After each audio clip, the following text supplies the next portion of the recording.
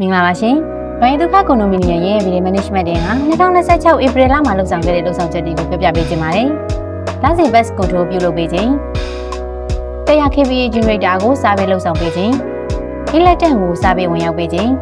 ။ Zone A လောင်မှာရှိတဲ့ကွာနေတဲ့ကြံငင်တွေကိုပြုပြင်ပေးခြင်း။ရေကူးကန်အဝင်အထွက်ကတ်ရီဒါများ push bottle များကိုအသစ်လဲပေးခြင်း။ Zone B lift ရှေ့မှာကွာနေတဲ့ကြံငင်တွေကိုလည်းပြုပြင်ပေးခြင်း။ရေကူးကန်အနားမှာရှိတဲ့ပျက်စီးနေတဲ့ဘိုင်ယိုဟုများကို plane ရှိနဲ့တာတို့ပြုပြင်ပေးခြင်း basement ကားလန်အဆင်းမှာရှိတဲ့ရေများကိုတန့်ရှင်းရေးပြုလုပ်ပေးခြင်း slow sun filter ကိုတန့်ရှင်းရေးပြုလုပ်ပေးခြင်း